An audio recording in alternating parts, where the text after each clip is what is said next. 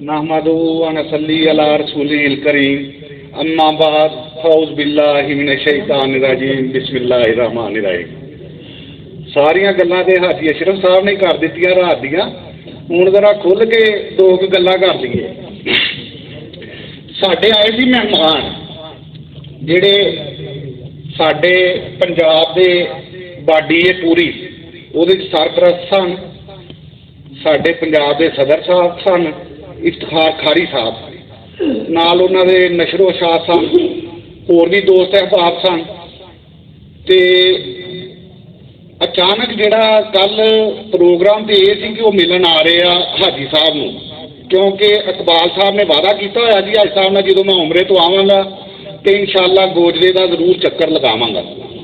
चलो उन्हां दी मुस्बत सोच सी, मुस्बत सोच रखद्या वो दूसरी पार्टी को भी गए। पहले उन्होंने कोशिश ये की कि चलो इन्हों का तस्दिया हो किसी तरीके से बरादरी घट नाल चले। गल्लां शुरू हो गई। उतों जो आए ना हाजी अशरफ साहब वाल, उदों उन्होंने कहा जी असीं फैसला कराना चाहते हैं, तुहाडा फैसला करना चाहते हैं, उन्हों दियां असीं सुण आए हैं। ठीक है, उन्होंने को असीं एक पेपर लिआंदा है जिहदे ते आ तहरीर है कि जो तुसी फैसला करोगे सानू कबूल होएगा। ते तुसी असी चाहते कि गल्लां पहले करने की कोशिश की। उन्होंने ये गल कही कि जनाब असी उन्नी देर तक गल नहीं सुननी जिन्नी देर तक तुसी सानू तहरीरी लिख के नहीं देते। असी उन्होंने ये गल कही कि गल यह कि असी साडे पिछे 130 दुकानां ने जिन्हां नाल आ सारा बह के इलैक्शन का मामला तय पाया वा। उहदे विच जिहड़े अपने इलैक्शन कमीशन जिहड़े आपस आप इन्हां को जरा थोड़ी जी सारी मालूमात जिहड़ी भी इन्हां को डॉक्यूमेंट्स आ तुसीं देख लवो। गल यह कि फैसला उस हिसाब नाल करियो कि असीं 130 जिहड़े दुकानदार आ उन्हां नूं भी जवाब देना वा। उन्होंने कहा जी फैसला असीं करांगे, गल्लां असीं बाद च सुणांगे, क्या तुसीं सानू लिख के दे दिओ। असीं उन्होंने ये गल फिर देखो जी आए सी मेहमान, उन्होंने साडा अच्छा ही सोचना सी। बरादरी का सरपरस्त सन, पंजाब के सदर सन, मेहमान भी सन साडे। असीं कहा जी जो तुसीं फैसला करो सानू कबूल हो, तुसीं साडे वड्डे हो, तुहानू किहड़ा इस गल च कोई लालच है। असी मुख्तसर बात है कि उन्होंने लिख के दे दिता कि जो तुसीं फैसला करोगे सानू भी कबूल होएगा। गल्लां शुरू हो गई। गल्लां असीं उन्होंने सुनाइयां। गल्लां तो बाद उन्होंने साडियां गल्लां सुनने तो बाद उन्होंने रात का किया साबका जिहड़े सदर ने सैकटरी ने उन्हां नाल उन्होंने मदऊ किया कि तुसीं जी जिहड़ा वा मार्ट जिहड़ा होटल है उत्थे आ जाओ। उन्होंने कहा जी असीं उत्थे नहीं इत्थे ही आ जाने। उन्होंने कहा ठीक है तुसीं 3-4 बंदे आ जाओ। वो 3-4 की बजाय चलो कोई नहीं जी आ भी जाते हैं। माशाअल्लाह हो गई 25 जने आ गए। कोई भाई इरफान हुई सी, रजवान भाई सी, इमरान सी, 3-4 भाई सी, ते भाई अशरफ नाज दे जिहड़े आ बेटे सी 2-3 आप सन, भाई हमायूं सन, ते मून भाई सी। कैबिनेट पूरी आ गई उन्होंने। जिहड़ी बाडी आई हुई सी ना अपनी पंजाब की, उन्होंने जनाब एक कमरे दे विच 4 जी साडे सद ले ते 4 उन्होंने सद ले। उन्होंने गल शुरू कर दी खारी साहब जिहड़े अपने सदर ने पंजाब के। उन्होंने कहा जनाब गल है जो असीं फैसला करांगे वो तुहानू कबूल होएगा। असीं कहा जी जो लिख ही दिता ये सानू कबूल ही कबूल है जिहड़ा तुसीं फैसला कर दो।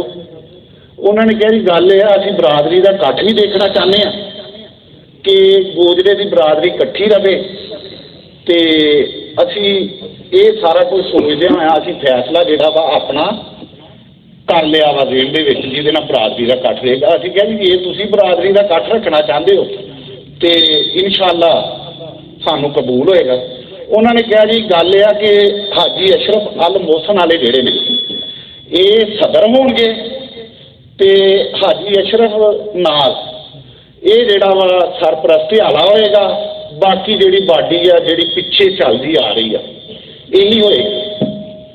वो लम्हा एक जिहड़ा वा खामोशी तारी हो गई सारिਆਂ ते। ਉਸ ਤੋਂ ਬਾਅਦ ਉਹਨਾਂ ਨੇ ਕਿਹਾ ਜੀ ਹਾਂਜੀ। ਅਸੀਂ ਕਿਹਾ ਜਨਾਬ ਤੁਸੀਂ ਸਾਡੇ ਵੱਡੇ ਹੋ, ਸਾਡੀ ਬਰਾਦਰੀ ਦੇ ਸਰਪੰਚ ਹੋ, ਅਤੇ ਜਨਾਬ ਜੋ ਤੁਸੀਂ ਫੈਸਲਾ ਕਰਤਾ ਸਾਨੂੰ ਮਨੋ ਅਨਕਬੂਲ ਆ। ਅਸੀਂ ਇਹ ਗੱਲ ਕੀਤੀ ਹੈ, ਫਿਰ ਲਮਹਾਂ 'ਚ ਜਿਹੜਾ ਵਾ ਨਾ ਜਿੱਦਾਂ ਸੱਤਾਂ ਨਹੀਂ ਤਾਰੀ ਹੋ ਜਾਂਦਾ ਬੰਦਿਆਂ ਦੇ, ਇੱਦਾਂ ਹੋ ਗਿਆ ਕਿ ਯਾਰ ਇਹ ਤਾਂ ਸਾਰਾ ਕੁਝ ਹੀ ਮੰਨ ਗਏ। ਉੱਥੋਂ ਫਿਰ ਮੇਰੇ ਵੱਡੇ ਭਾਈ ਅਸ਼ਰਫਨਾਥ ਸਾਹਿਬ ਕਹਿੰਦੇ ਜੀ ਇਹ ਤਾਂ ਕੋਈ ਗੱਲ ਨਹੀਂ ਜੀ, ਇਹ ਜੀ ਫੈਸਲਾ ਨਾ ਹੋਇਆ, ਫੈਸਲਾ ਇੱਦਾਂ ਕਿ ਨਹੀਂ ਸਰਪ੍ਰਸਤ ਮੈਂ। ਉਹਨਾਂ ਨੇ ਕਿਹਾ ਸਰਪ੍ਰਸਤ ਦਾ ਅਹੁਦਾ ਤੁਹਾਨੂੰ ਪਾਰਟੀ ਦੇ ਵਿੱਚ ਰੱਖ ਰਹੇ। ਅਸੀਂ ਕਿਹਾ ਜੀ ਦੇਖੋ ਇਸ ਤਰੀਕੇ ਨਾਲ ਜਿਸ ਤਰ੍ਹਾਂ ਤੁਸੀਂ ਕਹਿ ਦਿੱਤਾ ਨਾ ਚਾਹੁੰਦਿਆਂ ਹੋਇਆਂ ਵੀ ਅਸੀਂ ਤੁਹਾਡੀ ਗੱਲ ਨੂੰ ਕਬੂਲ ਕਰਦੇ ਹਾਂ, ਕਰਨਾ ਵੀ ਪੈਣਾ ਵਾ ਕਿਉਂਕਿ ਤੁਸੀਂ ਵੱਡੇ ਹੋ, ਠੀਕ ਹੈ। ਇਹ ਗੱਲ ਤੋਂ ਬਾਅਦ ਹਾਜੀ ਸਾਹਿਬ ਕਹਿੰਦੇ ਜੀ ਮੈਨੂੰ ਇਹ ਸਰਪ੍ਰਸਤ ਦਾ ਇਹ ਵੀ ਕੋਈ ਅਹੁਦਾ ਹੁੰਦਾ ਵਾ। ਉਹਨਾਂ ਨੇ ਕਿਹਾ ਜਨਾਬ ਸਰਪ੍ਰਸਤ ਦਾ ਅਹੁਦਾ ਮੈਂ ਸਾਹਮਣੇ ਬੈਠੇ ਸੀ ਫੈਸਲਾਬਾਦ ਦੇ ਦਾੜੀ ਵਾਲੇ ਸਨ, ਉਹਨਾਂ ਦਾ ਨਾਮ ਨਹੀਂ ਮੈਨੂੰ ਆ ਰਿਹਾ, ਅਰਸ਼ਦ ਸਾਹਿਬ। ਉਹਨਾਂ ਨੇ ਕਿਹਾ ਜਨਾਬ ਮੈਂ ਵੀ ਸਰਪ੍ਰਸਤ ਹਾਂ, ਬਰਾਦਰੀ ਦਾ ਜਿਹੜਾ ਵਾ ਸਰਾਫਾ ਪੰਜਾਬ ਦਾ ਜਿਹੜਾ ਵਾ ਸਰਪ੍ਰਸਤ ਆ, ਤੁਸੀਂ ਕਹਿੰਦੇ ਅਹੁਦਾ ਹੀ ਨਹੀਂ। ਕਹਿੰਦਾ ਆਜ਼ਾਦ ਹੀ ਅਹੁਦਾ ਹੁੰਦਾ, ਇਹ ਕੋਈ ਅਹੁਦਾ ਨਹੀਂ ਗਾ। ਉਹਨਾਂ ਨੇ ਕਿਹਾ ਠੀਕ ਆ। ਇਹ ਥੋੜ੍ਹੀ ਜਿਹੀ ਬਹਿਸ ਤੋਂ ਬਾਅਦ ਉਹਨਾਂ ਨੇ ਕਿਹਾ ਜੀ ਚਲੋ ਜੀ ਇਹ ਤੁਹਾਨੂੰ ਨਹੀਂ ਕਬੂਲ, ਅਤੇ ਫਿਰ ਇੱਕ ਹੋਰ ਗੱਲ ਹੈਗੀ ਆ ਸਾਡੇ ਕੋਲ, ਅਸੀਂ ਉਹ ਜ਼ਰਾ ਬਾਹਰ ਜਾ ਕਰ ਲਈਏ। ਉਹ ਫਿਰ ਬਾਹਰ ਚਲੇ ਗਏ, ਉਹਨਾਂ ਨੇ ਮਸ਼ਵਰਾ ਕਰਕੇ ਅੰਦਰ ਆ ਗਏ। ਜਦੋਂ ਅੰਦਰ ਆ ਗਏ ਫਿਰ ਚਾਰ ਜੀ ਸੱਦ ਲਏ। ਚਾਰ ਜੀ ਸੱਦਣ ਤੋਂ ਬਾਅਦ ਜਨਾਬ ਉਹਨਾਂ ਨੇ ਕਿਹਾ ਜੀ ਗੱਲ ਇਹ ਆ ਕਿ 6 ਮਹੀਨੇ ਅੱਜ ਤੋਂ 6 ਮਹੀਨੇ ਬਾਅਦ ਇਲੈਕਸ਼ਨ ਹੋਏਗਾ। ਅਸੀਂ ਕਿਹਾ ਜੀ ਠੀਕ ਹੈ ਇਲੈਕਸ਼ਨ ਇਹ ਤੁਸੀਂ ਕਰਾਉਣਾ ਚਾਹੁੰਦੇ ਹੋ। ਵੈਸੇ ਤਾਂ ਪਹਿਲੇ ਹੀ ਜਿਹੜਾ ਇਲੈਕਸ਼ਨ ਕਮਿਸ਼ਨ ਸਾਡੀ ਬਰਾਦਰੀ ਦੇ ਜੀਆਂ ਨੇ ਚੁਣਿਆ ਸੀ, ਉਹ ਜਿਹੜਾ ਵਾ ਸਾਨੂੰ ਸਾਡੇ ਵੱਲੋਂ ਤਾਂ ਉਹਨਾਂ ਨੇ ਇਲੈਕਸ਼ਨ ਕਰਾ ਦਿੱਤਾ ਵਾ। ਉੱਥੇ ਹਾਜੀ ਅਸ਼ਰਫਨਾਥ ਸਾਹਿਬ ਬੋਲੇ ਕਿਹੜੀ ਬਰਾਦਰੀ ਜੀ, ਉੱਥੇ ਦੇ ਬੰਦੇ ਹੀ ਕੋਈ ਨਹੀਂ ਹੁੰਦੇ। ਮੈਂ ਕਿਹਾ ਜੀ ਮਸਲਨ ਜਿਹੜੇ ਤੁਹਾਡੇ ਨਾਲ ਹੁੰਦੇ ਆ ਬੰਦੇ ਉਹੀ ਬੰਦੇ ਆ ਜਿਹੜੇ ਉੱਥੇ 150-200 ਆ, ਉਹ ਬੰਦਾ ਨਹੀਂ। ਥੋੜ੍ਹੀ ਜਿਹੀ ਇਸ ਗੱਲ ਦੇ ਵਿੱਚ ਤਲਖੀ ਆਉਣ ਲੱਗੀ ਸੀ, ਫਿਰ ਉਹਨੂੰ ਜਿਹੜਾ ਵਾ ਸਟਿਲ ਕੀਤਾ ਇਸ ਗੱਲ ਨੂੰ। ਵਿੱਚ ਜਿਹੜੇ ਜੀ ਬੈਠੇ ਸੀ ਉਹਨਾਂ ਨੇ ਵੀ ਕਿਹਾ ਕਿ ਯਾਰ ਇਸ ਤਰ੍ਹਾਂ ਦੀ ਨਾ ਗੱਲ ਕਰੋ ਕੋਈ ਵੀ, ਅਤੇ ਗੱਲ ਇਹ ਆ ਕਿ ਗੱਲ ਵੱਲ ਆਈਏ ਆਪਾਂ। ਉਹਨਾਂ ਨੇ ਇਹ ਗੱਲ ਕੀਤੀ ਕਿ 6 ਮਹੀਨੇ ਬਾਅਦ ਇਲੈਕਸ਼ਨ ਹੋਏਗਾ ਅੱਜ ਦੀ ਡੇਟ ਤੋਂ ਬਾਅਦ। ਅਸੀਂ ਕਿਹਾ ਜੀ ਸਾਨੂੰ ਕਬੂਲ ਆ। ਫਿਰ ਅਗਲੀ ਗੱਲ ਛਿੜਦੀ ਜੀ, ਮੈਂ ਕਿਹਾ ਜੀ ਦੇਖੋ ਤੁਸੀਂ ਕਹਿੰਦੇ ਆ ਇਲੈਕਸ਼ਨ ਸਰਪ੍ਰਸਤ ਸਾਹਿਬ ਕਰਾਉਣਗੇ, ਸਾਨੂੰ ਆਮੀਨ ਆ, ਅਸੀਂ ਇਸ ਸ਼ੈ ਨੂੰ ਵੀ ਕਬੂਲ ਕਰਦੇ ਹਾਂ, ਪਰ ਜਿਹੜੀ ਵਿਹਾਰ ਦੀ ਗੱਲ ਆ ਜਾਂ ਕਾਨੂੰਨੀ ਗੱਲ ਆ ਉਹ ਵੀ ਕਰਨੀ ਚਾਹੀਦੀ ਹੈ ਵਿੱਚ, ਉਹ ਸਾਡਾ ਹੱਕ ਆ। ਉਹਨਾਂ ਨੇ ਕਿਹਾ ਜੀ ਕੀ? ਮੈਂ ਕਿਹਾ ਜੀ ਤੁਸੀਂ ਅਬੂਰੀ ਸਦਰ ਚੁਣੋ, ਠੀਕ ਹੈ, ਅਬੂਰੀ ਸਦਰ ਚੁਣੋ ਹੁਣੀ 6 ਮਹੀਨੇ ਬਾਅਦ ਜਿਹੜਾ ਵਾ ਤੁਸੀਂ ਜਿਹੜੀ ਡੇਟ ਅੱਜ ਤੋਂ ਬਣਦੀ ਆ ਉਦੋਂ ਇਲੈਕਸ਼ਨ ਕਰਾ ਦੇਵੇ, ਤੁਹਾਡੇ ਜੀ ਵੀ ਆ ਜਾਣ। ਉਹਨਾਂ ਨੇ ਕਿਹਾ ਜੀ ਅਸ਼ਰਫਨਾਥ ਸਾਹਿਬ ਨੇ ਫਿਰ ਇਹਦੇ ਵਿੱਚ ਇਹ ਗੱਲ ਕੀਤੀ ਕਿ ਜਨਾਬ ਸਦਰ ਮੈਂ ਹੀ ਰਹਿਣਾ ਵਾ।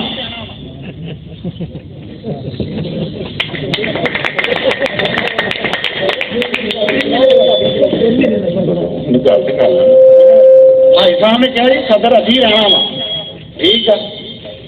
ਫਿਰ ਲਮਹਾ ਤੋਂ ਖਾਮੋਸ਼ੀ ਹੋਈ। ਅਸੀਂ ਕਿਹਾ ਜੀ ਇਹ ਬਿਹਾਰ ਦੀ ਗੱਲ ਨਹੀਂ, ਇਫਤਖਾਰ ਭਾਈਜਾਨ ਅਤੇ ਇਕਬਾਲ ਸਾਹਿਬ, ਗੱਲ ਆ ਜਿਹੜੀ ਅਸੀਂ ਤੁਹਾਡੀ ਹਰ ਗੱਲ ਮੰਨੀ, ਜਿਸ ਤਰ੍ਹਾਂ ਤੁਸੀਂ ਕਿਹਾ ਅਸੀਂ ਉਹਨੂੰ ਆਮੀਨ ਕੀਤਾ। ਗੱਲ ਇਹ ਆ ਕਿ ਅਬੂਰੀ ਸਦਰ ਬਣਾਉਣਾ ਹੀ ਪੈਣਾ ਵਾ, ਠੀਕ ਹੈ। ਫਿਰ ਉਹਨਾਂ ਨੇ ਕਿਹਾ ਜੀ ਇੱਦਾਂ ਕਰੋ 3 ਮਹੀਨੇ 90 ਦਿਨ। ਉਹਨਾਂ ਤੋਂ ਇੱਕ ਜੀ ਬੋਲਿਆ ਯਾਰ 90 ਦਿਨ ਦੇ ਵਿੱਚ ਇਲੈਕਸ਼ਨ ਕਰਾ ਦਿਓ ਤੁਸੀਂ, ਹੁਣੀ ਅਬੂਰੀ ਸਦਰ ਵੀ ਚੁਣੋ। ਜਿਹੜੀ ਆਪਣੀ ਯੂਨੀਅਨ ਆਈ ਸੀ ਨਾ ਪੰਜਾਬ ਦੀ, ਉਹਨਾਂ ਦੇ ਵਿੱਚੋਂ ਹੀ ਇੱਕ ਜੀ ਨੇ ਕਿਹਾ, ਉਹਨੇ ਕਿਹਾ ਬਿਹਾਰੀ ਗੱਲ ਤਾਂ ਇਹੀ ਆ ਕਿ 90 ਦਿਨ ਦੇ ਵਿੱਚ ਇਲੈਕਸ਼ਨ ਹੋਣਾ ਚਾਹੀਦਾ ਅਤੇ ਫੌਰੀ ਜਿਹੜਾ ਵਾ ਅਬੂਰੀ ਸਦਰ ਬਣਾਉਣਾ ਚਾਹੀਦਾ ਵਾ, ਉਹੀ ਜਿਹੜਾ ਵਾ ਇਹਨੂੰ ਸਾਰੇ ਨੂੰ ਹੈਂਡਲ ਕਰੇ। ਬਾਕੀ ਵਿੱਚ ਜਿਹੜਾ ਵਾ ਜਦੋਂ ਇਲੈਕਸ਼ਨ ਦੀ ਡੇਟ ਆਏਗੀ ਉੱਥੋਂ 3 ਜੀ ਅਸੀਂ ਆਵਾਂਗੇ, ਆ ਕੇ ਇਹਨਾਂ ਦਾ ਇਲੈਕਸ਼ਨ ਕਰਾ ਦਿਆਂਗੇ। ਉਹਦੇ ਵਿੱਚ ਆ ਅਸ਼ਰਫ ਸਾਹਿਬ ਨੇ ਕਿਹਾ ਜੀ ਇਹ ਆਪਣੀ ਚਲਾਈ ਜਾਣ, ਅਸੀਂ ਆਪਣੀ ਚਲਾਈ ਜਾਂਦੇ ਹਾਂ।